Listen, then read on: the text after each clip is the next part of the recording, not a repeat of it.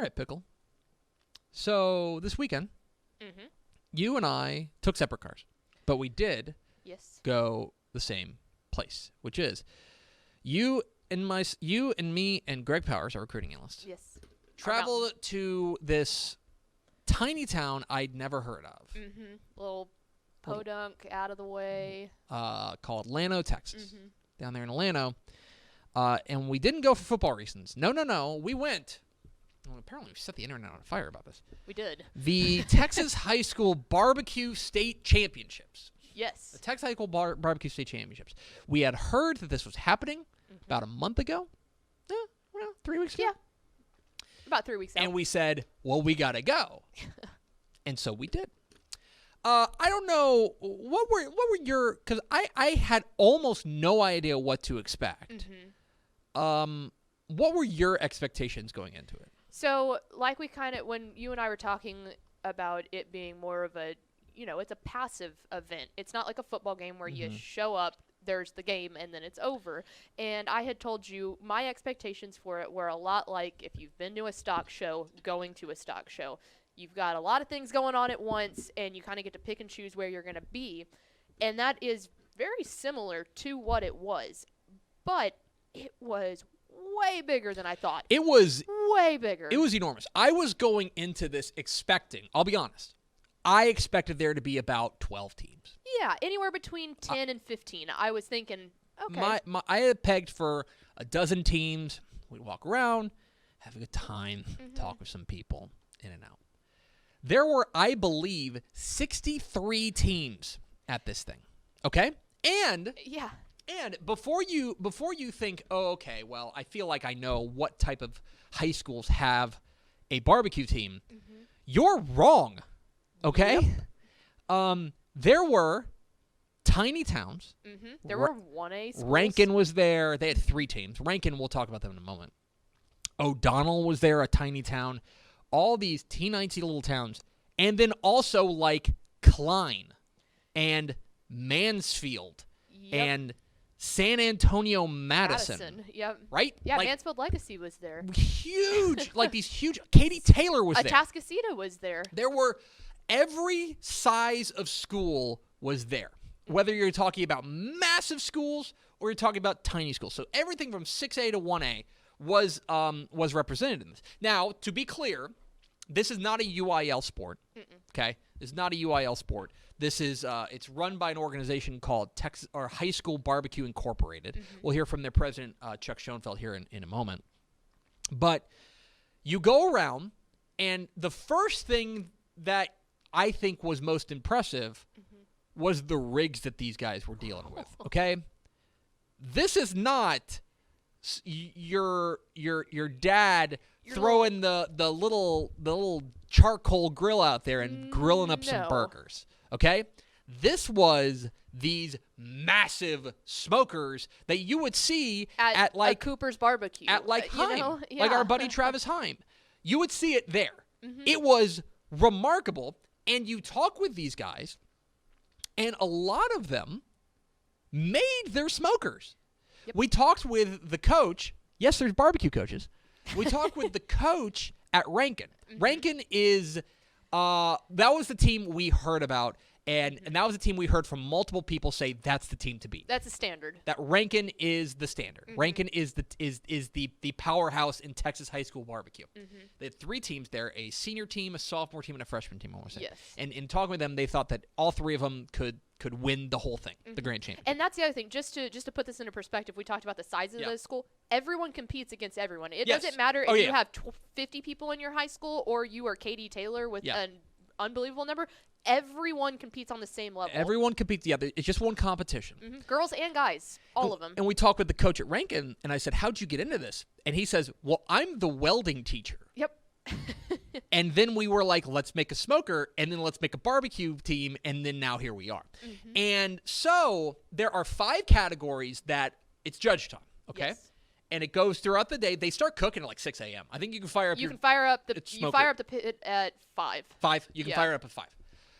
And then throughout the day, like I'm gonna butcher these times, but it's like 10 a.m., 11:30, 1, 2 and 3 or something like that, or noonish, around there. But through the course of the day, different things are due. The first category is dessert. Now, we were not there for that. No. But we saw some pictures, and these desserts looked incredible. Yeah, there was one that we were shown, and it was a whole thing of banana pudding, but they had like intricately designed like the state of Texas into the banana pudding. There were people who did like dump cake. There were people who did like the pudding. There were things like that. But you could do all sorts of stuff. Okay, that was the first one. The second one that's due is beans. Okay. Okay. Let me tell you about this.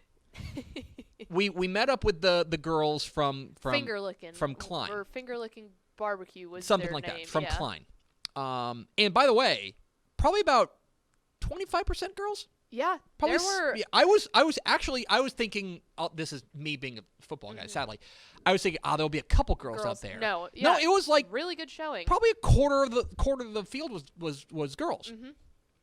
So we go and we talk with the girls from Klein, and I asked them like, "What's your best dish?" And they said, "Our beans." Like hands down, no doubt about it. That's the one that we feel like we've got a great shot on. And I'm like, okay, well, beans. They let me try them. I mean this sincerely. They were the best beans I've ever had in my entire life. Yeah. I've been doing beans wrong for my entire life, apparently, because these beans were incredible.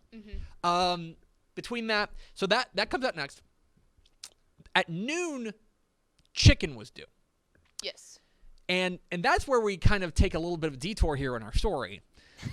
Because one of our party, one Greg Powers, got to judge it. That's right. We pulled up, we walk up, and we were like, we're looking for Chuck Schoenfeld. I want to introduce myself and stuff like that. We had been in contact with him. Say, hoping we can get an interview with you later. Right. We walk up, and they're basically saying, hey, we're still looking for judges for the chicken competition. So does anybody want to judge? I mean this sincerely. I have never seen Greg Powers that happy. I have never seen him that happy. Oh, yeah. I don't think I've ever seen any human that happy. We are going to preface this too. We're going to put together an entire compilation video. I'm in the process of doing that now. We'll air it later this week. But there is prime Powers in this video The joy already. on his face is uncut and unfiltered. It is amazing. It was amazing. So he got to try the chicken. And we'll talk with Powers tomorrow about it, and he'll tell you about the chicken. So that was due. Then at like 1:30 or so, the ribs were due. And you and I were walking around, and we had actually timed this really well. Yes. That like you turn in your ribs, but then there's like I think you only turn in X number of ribs, like 9 or 10. Yeah, there's a whole rack of them, and they have and they'll make like 2 or 3 racks. Yeah, and two, they judge you as well on how you slice them up. Yeah. So it's not just the cooking of it or Sure. the flavor or anything; it's how you present it as well. So we walked out right. And at we that tried 3 or 4 different kinds of ribs.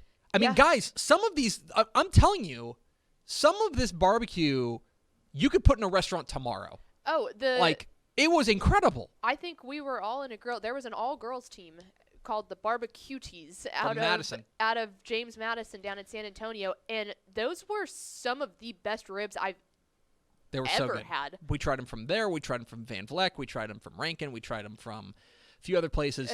Yeah. It was. These ribs were incredible. We left before the main event, and the main event at 3:00 the briskets due. Which we saw a couple of them. We saw a couple of them. We saw them slicing it, and I mean, what I'm here to tell you is these student athletes, and I'll call them student athletes. Yeah.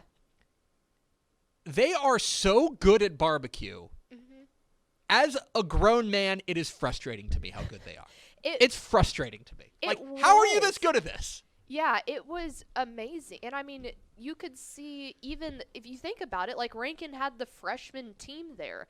Those are theoretically, probably the oldest one is usually about 14, maybe 15. So you've got anywhere from like a 13 to 15-year-old range of these kids going out there and making better barbecue than most. Then I'll say this comfortably. Than anybody listening to this. Yeah. Okay? These guys are incredible. These guys and gals are incredible. We did not stay for the awards. We weren't able to stay. They did post the finals. Yeah. Oh, okay. I can. Oh, yeah, here, look them let up because I still don't know who won. Fast. It was an incredible event. remarkably done, and I'm so excited about, and this is something that's like growing. It's something that's it's still in its infancy. It's worth mentioning that like one of the reactions, you posted something about it, and one of the reactions like, I didn't even know this exists. I think that's okay. Like I think that there's a lot that like it's still pretty young. I want to say this is like their third or sixth year of doing state championships, but it's grown every year, and it's something that's growing. It's truly Texan. It's an incredible event. And not to give away too, you know what, Chuck says it in the thing, so I'll wait and bring that up afterwards. But yes, for our final standing, they had two people tie for grand champion. Okay. It was the Smokin' Eagles out of Atascocita. Oh, wow. And the Bulldog FFA Barbecue out of Burnett. Good for them. And then reserve champion. So second place. Yes, reserve champion. The Barbecuties out of Really? James Madison, Good for the them. all-girl team. Good for them. I was pulling for them. And then in third place was the Pretty Pit Bosses out of Sweeney, which I don't know if that was another all-girl team or not. I saw them walking around. It was a remarkable event down there in Llano, out there outside the Kirkendall Center.